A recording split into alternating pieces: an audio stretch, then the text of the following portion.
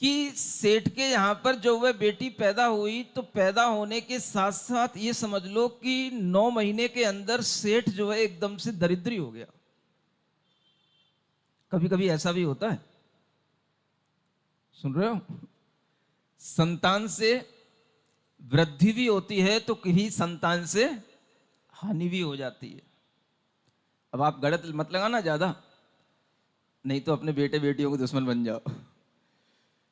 वह ऐसी बेटी उत्पन्न हुई कि उसके होते होते सेठ भी दरिद्री हो गया और उसके उत्पन्न होते होते तो उसके माता पिता की मृत्यु ही हो गई। सुन रहे हो? अब उसके उत्पन्न होने के बाद में उसका पालन पोषण करने वाला कोई नहीं, क्योंकि सब डरने लगे उससे, ये कितनी अभागिनी है, कितनी दुर्भाग्य वाली है, कोई भी उसका पालन पोषण तक न करे। छोटे से लेकर के जैसे तैसे वो बड़ी हो गई, छोटी सी मतलब कुछ उम्र उसकी बड़ी हो गई, खुद अपना खाना पीना खुद करने लग गई, किसी का झूठन खाने लग गई, इस तरह से वह अपना गुजारा करने लग गई। सुनते हो कि नहीं? किसकी लड़की की बात कर रहा हूं? हाँ, सेठ की लड़की। दिन इतने भी फिर जाते हैं कि देखो वह सेठानी होनी चाहिए थी, लेकिन वो क्या हो गई? दरिद्री हो गई।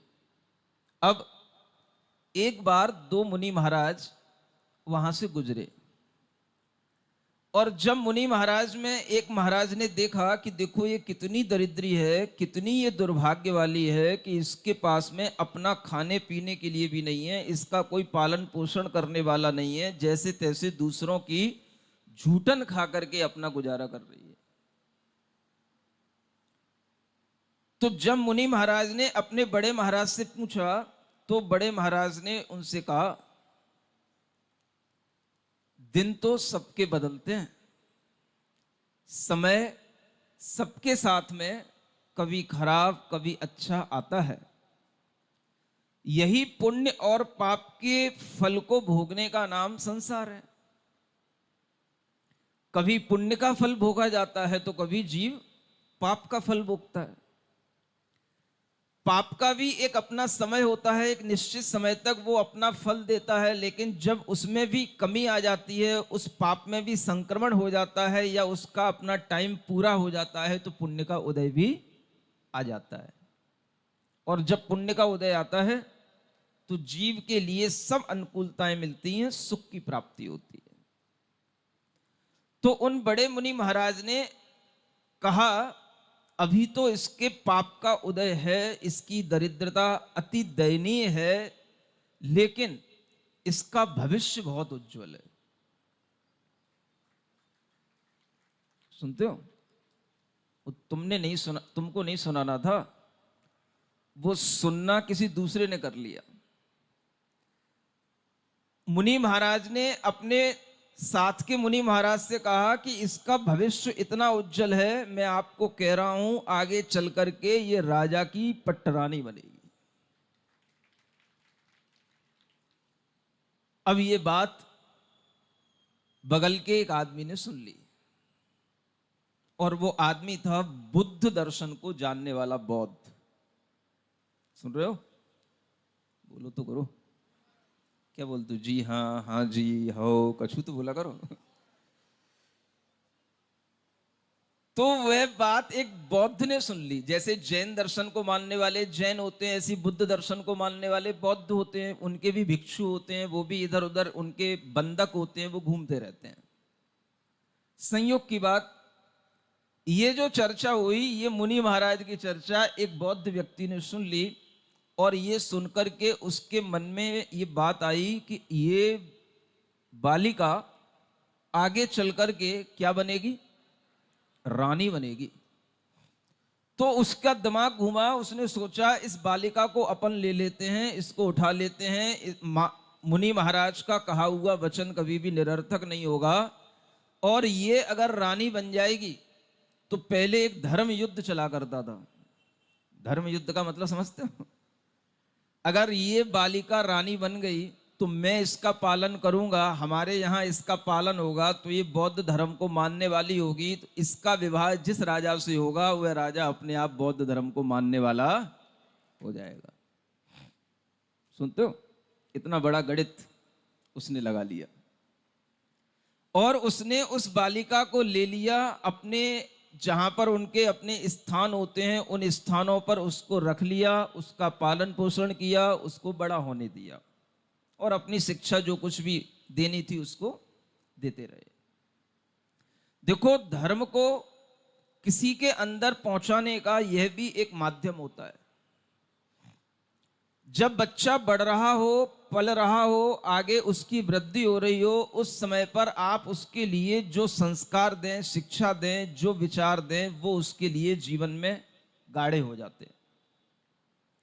बच्चा जब पढ़ रहा हो, पढ़ते समय पर अगर उसे योग्य साधन मिल जाते हैं तो वो उसी तरह की योग्यता में ढल जाता है, अगर उसको विपरीत साधन मिल जाते हैं तो वो उसी तरह की विपरीतता में ढल जाता है। बच्चा तो बच्चा है, कच्चा है, इसीलिए वो बच्चा है।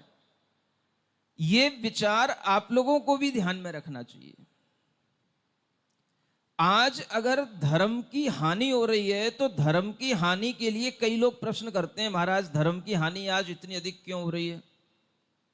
उसका एक प्रमुख कारण ये बता रहा हूं आपको कि आज बच्चे पढ़ने बाहर जाते हैं, और जहां पढ़ने जाते हैं वहां पर उनके लिए कोई भी ऐसे उचित वातावरण नहीं मिलते जिससे कि वो अपने धर्म की सुरक्षा रख सकें या धर्म का विचार, अपना संस्कार अपना बराबर बनाए रख सकें। सुन रहे हो ना आप लोग? फिर नहीं बोल रहे। धर्म की हानि का प्रमुख कारण मैं आपको बता रहा हूं। अपनी पीढ़ियां पढ़ने के लिए बड़े बड़े सिटियों में जाती हैं, मेट्रो सिटी में जाती हैं, और वहां पर उनके लिए ना कोई मंदिर की सुविधाएं हैं, ना उनके लिए कोई भोजन की सुविधाएं हैं, ना उनके लिए शुद्ध भोजन की व्यवस्थाएं हैं, ना उनके लिए कोई धर्म की ABCD बताने वाली कोई सुविधाएं हैं। सुन रहे हो? कल एक नमूना हमने आपका शाम को देख लिया था, टेस्ट कर लिया था, बुरा नहीं मानना। कह तो रहे थे आप बलवीर नगर, बुंदेलखंड है, छोटा बुंदेलखंड है, मैं तो सब टेस्ट कर लेता हूं एक ही बार में। कल जब यहां पर बालिका मंडल आकर के बैठा शाम को आरती करने के लिए, मैंने एक प्रश्न छोड़ दिया, बताओ नव देवताओं के नाम। 6-7 बैठी थी, एक बोल पाई। सुन रहे हो? बाकी क्यों नहीं? क्या घर घर में इतना भी संस्कार नहीं दिया जाता कि पंच परमेष्ठी किसे कहते हैं, नव देवता किसे कहते हैं?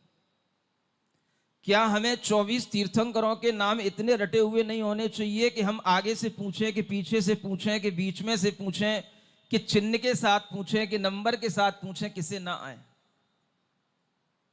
आखिर कम से कम पंच परमेष्ठी, नव देवता, 24 तीर्थंकर के नाम दिन में तो हमें 10 बार लेना चाहिए, और अगर हम एक बार भी नहीं ले पाते हैं तो हमें फिर उनके नाम कैसे याद होंगे? ये संस्कार अगर नहीं रहेंगे तो आप बच्चों को पढ़ा लोगे, बड़ा बना लोगे, उनके लिए लाखों खर्च कर लोगे, लेकिन धर्म के नाम पर वो शून्य रहेंगे। इसी से धर्म की हानि होती है। जब उनके अंदर धर्म की ABCD का ज्ञान नहीं होता, उनके अंदर 24 तीर्थंकरों के नाम भी दिन में एक बार बोलने में नहीं आते, धर्म किस चीज का नाम है? तीर्थंकरों के प्रति श्रद्धा कहां से आएगी? जिस समय पर वो पढ़ रहे हैं, बढ़ रहे हैं, उस समय पर उन्हें इस तरह का माहौल देना, यही धर्म को बचाने का सबसे बड़ा काम है। और अगर ये धर्म बचेगा तो इन युवा और युवतियों से बचेगा जो धर्म संस्कारों के साथ शिक्षा लें।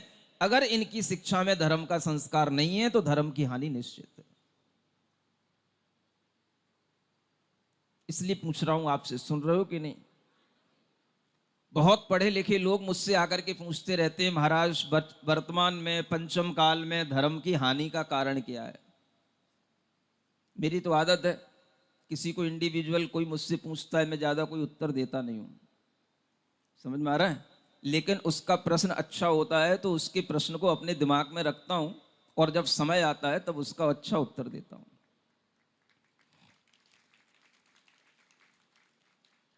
प्रश्नकर्ता भी बुरा ना माना करें अगर हमने कभी उत्तर ना दिया हो तो। सोच लेना महाराज अच्छे से उत्तर देंगे, सुनते रहो। हर व्यक्ति कभी का ना कभी ये प्रश्न सामने रखता है, महाराज वर्तमान में धर्म की हानि क्यों हो रही है, धर्म की हानि का कारण क्या है। धर्म की हानि का सबसे बड़ा कारण यही है कि जिनके माध्यम से धर्म बढ़ना है उन्हें धर्म की अब एबीसीडी को भी समझने का टाइम नहीं है। आपके बच्चे कहीं बाहर पढ़ते हैं, बाहर के बच्चे यहां दिल्ली पढ़ने आते हैं, दिल्ली के बच्चे बेंगलोर पुणे जाते हैं। कहीं पर भी जब तक इस तरह के साधन नहीं होंगे जहां पर बच्चे पढ़ रहे हैं उन्हें मंदिर की सुविधा मिले, दिन में शुद्ध भोजन की सुविधा मिले, तब तक उनके अंदर का कोई भी संस्कार आगे बढ़ नहीं सकेगा। और अगर उनके अंदर संस्कार नहीं बचेगा तो धर्म ही मिट जाएगा। धर्म को आगे कौन बढ़ाएगा? धर्म को आगे बढ़ाने का भाव मिट जाएगा, धर्म मिट जाएगा। ये कथानक आपको बहुत कुछ शिक्षा देने वाला है जो यहां बताया जा रहा है। बौद्ध लोग कितने उस समय पर चतुर होंगे, गलियों गलियों में घूमते होंगे और उन्होंने एक दरिद्रा उस लड़की को उठा लिया और उसका पालन पोषण कर लिया। यही ज्ञान ये आपको इसलिए दिया जा रहा है, आप भी समझें। जब तक हम किसी अपना बेटा हो बेटी हो या किसी दूसरे का बेटा बेटी हो, हम जब तक दूसरों के भी बेटे बेटियों को जब तक धर्म के संस्कारों से जोड़ने की और उन्हें अच्छी सुविधा देकर के शिक्षा देने की व्यवस्था नहीं बनाएंगे, तब तक आपके माध्यम से धर्म की प्रभावना नहीं हो सकती, धर्म की वृद्धि नहीं हो सकती। आज भी दिल्ली के अंदर इस तरह की जरूरतें हैं जहां पर बच्चे पढ़ने के लिए आते हैं लेकिन उनके पास में रुकने की सुविधाएं नहीं होती। और रुकने का जैसे तैसे मिल भी जाए तो जहां पर नॉनवेज ना बनता हो ऐसी कोई होटल नहीं होती, मैस नहीं होती, रेस्टोरेंट नहीं होता, कहीं कुछ नहीं मिलता उनको। मजबूरन उन्हें पढ़ाई के साथ इस तरह का कंप्रोमाइज करना पड़ता है। और यही धर्म हानि का सबसे बड़ा कारण बन जाता है। यह विचार आप सबके दिमाग में कौंधना चाहिए। अगर हमें धर्म की वृद्धि करना है तो इन बौद्धों की तरफ देखो, जो बहुत पहले की घटना आपके सामने रख रहा हूं। बच्ची को पढ़ाया, बड़ा बनाया, जिस स्थान पर रहेगी वहीं की शिक्षा उसके अंदर प्रविष्ट कर गई, वह बौद्ध बन गई। उसकी शिक्षा, उसकी आस्था कहां जम गई? बौद्ध धर्म में जम गई। तो जैन मिला ही नहीं उसको लेने जाने वाला। जैन मिलता तो जैनों पे जम जाती। इसी को कहते हैं कच्चे घड़े होते हैं, जैसा ढाल दो वैसे ढल जाते हैं। अब जब वह बड़ी हो गई, बड़ी होने के बाद में मुनि महाराज के कहे अनुसार कुछ ना कुछ घटित तो होना ही था। राजा सैर सवारी को निकले और राजा की दृष्टि बड़ी होने के बाद उस युवती कन्या के ऊपर पड़ी। जैसे ही उसकी दृष्टि कन्या पर पड़ी, उसका मन मोहित हुआ और उसने अपने मंत्री को कहा। वो बौद्ध भिक्षुओं के पास गए और बौद्ध भिक्षु तो इस विचार से बैठे ही थे और उन्हें इतना बड़ा ऑफर मिला तो वो तुरंत तैयार हो गए और उन्होंने उसका विवाह राजा से करा दिया। और उसका नाम था बुद्ध दासी। क्या रख दिया उसका नाम? अब दरिद्रा कहेंगे तो अच्छा नहीं लगेगा तो उसका नाम क्या रख दिया? बुद्ध दासी। हमेशा परमानेंट एक छाप लग गई उसके ऊपर, ही बुद्ध की दासी है, बुद्ध धर्म की हो गई। सुन रहे हो? नाम का भी ये प्रभाव रहता है। मैं पहले भी कई बार कह चुका हूं और बार बार कहता रहूंगा, आप अपने बच्चों के नाम अच्छे रखो। ये इयान, कियान, वियान, मियान, ये सब मियाओं वाले नाम, ये सब कहना चाहिए कौन सी एक मतलब ब्रीडिंग कल्चर वाली एक जो ये नाम आ गए हैं ना, जिसमें इस्लाम है ना मुस्लिम है ना क्रिश्चियन है ना, सब मिले जुले। ऐसे कोई भी टीवी सीरियल आते हैं उनके नामों को देख करके आप अगर नाम रखते हैं तो आप जैन संस्कृति की हानि पहले यहीं से शुरू कर देते हैं। अब नहीं बजाओगे ताली? किसके लिए? हानि करने के लिए।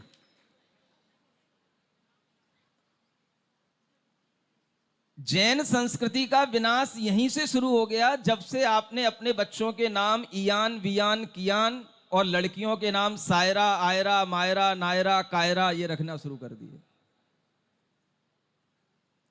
वो सब जैन धर्म के दुश्मन हैं जिन्होंने अपने बच्चे बच्चियों के नाम इस तरह से रख रखे हैं। मैं आज फिर कह रहा हूं स्पष्ट रूप से, अगर तुमको बुरा लगे तो नाम बदल लेना, तुम्हारे पास नाम नहीं हो तो मेरे पास आ जाना।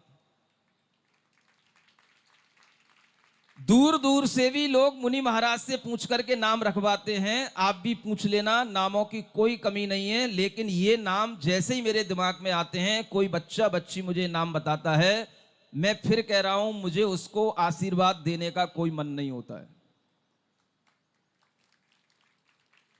जब तक बच्चों के नाम भारतीय संस्कृति के अनुसार नहीं होंगे, जिनके नाम शास्त्रों में संस्कृत या हिंदी के अनुसार नहीं होंगे, जिनके नामों का कोई मीनिंग संस्कृत डिक्शनरी और हिंदी डिक्शनरी में नहीं होगा, भले ही वो गूगल कोई भी डिक्शनरी में कोई भी नाम बताता रहे, उनका कोई महत्व नहीं है।